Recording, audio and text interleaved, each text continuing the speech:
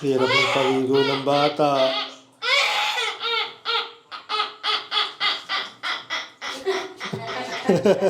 Ano yan, nag-i-start na kotse? Parang yung cold start ng kotse, ano yung hirap mag-start. Yun na.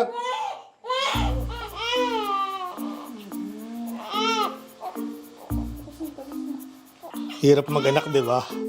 Sa mga kabataan dyan, pag-isipan nyo mabuti kung gusto nyo na mag-anak agad.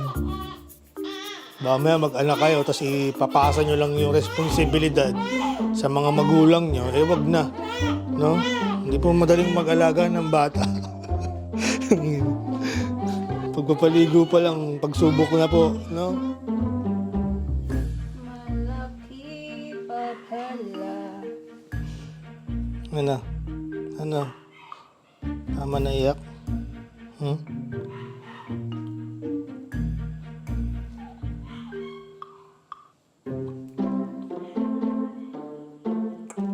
Hmm?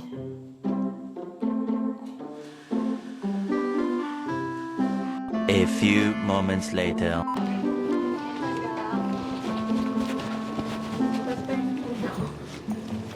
Dok, good afternoon po. Kala ko Okay lang pong i-vlog ko, Dok. First check-up niya. Okay. okay naman daw. Madilaw pa din. Pwede pa palawan ko siya? Sa ano lang daw, yung sa may bintana. Ino-open lang namin kasi wala kang araw. Gano'ng katagal? Mga 20 minutes. Tinry ko magpangkahapon. Paninilaw. Yung paninilaw nung... Yan nga, pati yung mata. Ang problema kasi natin, August ngayon talagang Yun nga, Dok, eh. mapagkat at wala tayong araw. So, ma-maximize mo yun siguro every time na makakita ka ng araw kahit once or twice a week. Pero- Tagalan mo lang kahit up to 30 minutes or minsan hanggang 1 hour kung nasa sige. kaya pa na. Ideally, wag, yun na, direct exposure. Sige, Hindi Dok. yun talagang nakanilagan. Eh kasi nung nakakaraan, puro umaambot din Tapos, kasi sa buksan mo damit ha. Apo, diaper lang inaanto. Mandilaw, mukha lang or hanggang katawan? Katawan po, Dok. Pero Medyo... mas maano yung mukha niya, Dok. Iyakin. Dok, sobra. Alas 5 na ako nakatulog kanina. Yan no, mapupuyat ka pa ng 1 to 2 months niya. Alam, 1 to 2 months pa. Usually kasi nag-adjust pa yung ano niyan eh. Yung tulog niya, so sa gabi talaga doon nagising. Alas 2 nga siya Pang kasi. ano oras siya malikot sa tiyan mo? Ganun pa rin. Pamadaling araw po. Para po kami nasa call center yung schedule namin ngayon, Dok. Ano, nagdilaw ka pa. Anong blood type mo? Oo, po ba kami parehas eh.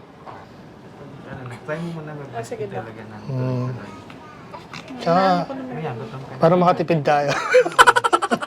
Hindi lang, tipid siyempre. Hindi, mas maganda talaga po yung ano, di ba, Dok? Hindi sila nag-allergy.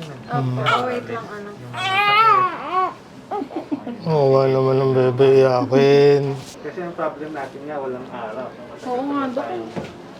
Parang nitong week na to, isang beses lang umaraw sa atin, no? Hindi. Ito, hearing test. Kami daw yung nagtitik sa'yo. Ay, sir pala. Good morning. Ay, good afternoon. So, hearing test. Pwede ko mag-vlog? Okay lang. Okay lang, sir. Sino ka mukha ba? Ako. Siyempre, no? Ikaw nagdali. Ako nahirapan. Pero sa, ano, sa tingin mo, sino ka mukha?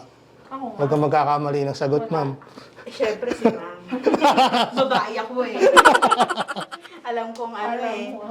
Pero yung pangalan niyo, boss, start po ako mag-hearing test, no? Once po nakapasok itong probe sa tenga ni baby, wala po muna magsasalita sa atin. Ay, okay. Hindi naman po masasaktan si baby once nakapasok yung probe. May tunog lang siyang maririnig. Yung initial reactions po ng babies, yung iba nagugulat, napipitlag, umiiyak, pero yung iba kalmado lang. Sige, start po muna ako sa left ear ni baby.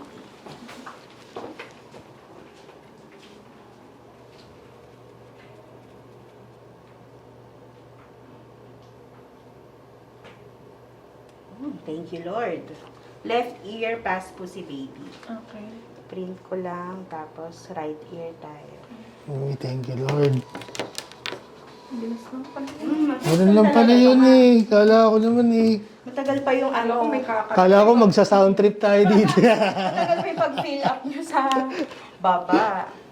Sige, right ear muna tayo, ha? Bakit hindi ko nakitang gumalaw, ma'am? Paano mo nalaman na? Ay, dyan, dahil Sa dyan. machine, sir, oo. Kahit hindi siya pumitlag or ano. Oo. Ang bait nga ng baby nyo, hindi siya Umiyak. iyak eh. Oo. Kasi yung iba talaga, Hmm. hindi pa hawak pa lang sa tenga, may iyak na. Minsan, pag nasa ward ako, tagaktak na yung pawis ko. Ayaw pa. Oo, hindi pa makuhanan. Sige, right ear tayo, ha?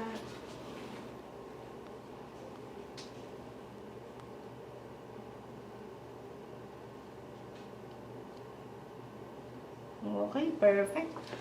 Right ear pass din po. Both ears naman pass si baby. Ang galing. Okay. Maraming dala. Mukha na akong tatay. Dapat nagtakin ako eh. Na? Mukha kang boy. Hindi ka mukhang tatay. Wow, boy, gago. Simula nung nanganak ako, lumakas na yung ihi ko. Ano, paano, ano? Ganun. Lumakas na yung ihi niya. Parang gripo. Nakakatawa. Pag gano'n yung tunog. Oo. Minsan sumama ka. Ang lakas kaya. Ang tagal kaya palagi. Pag yung anak mo nalaglag, sabi ko sa'yo. Libre. Gumawa ka ng bago. Ayun yung akin na lang. Ay, malinis. Ang ganda ng sugat mo. Sino naglilinis?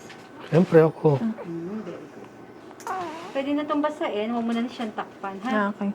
Pwede nang hindi takpan, Dok. Apo, malinis na ma'am. Kasi lagi niya po ako inaaway pag mali yung ginagawa ko. Ganda naman na. Oo nga.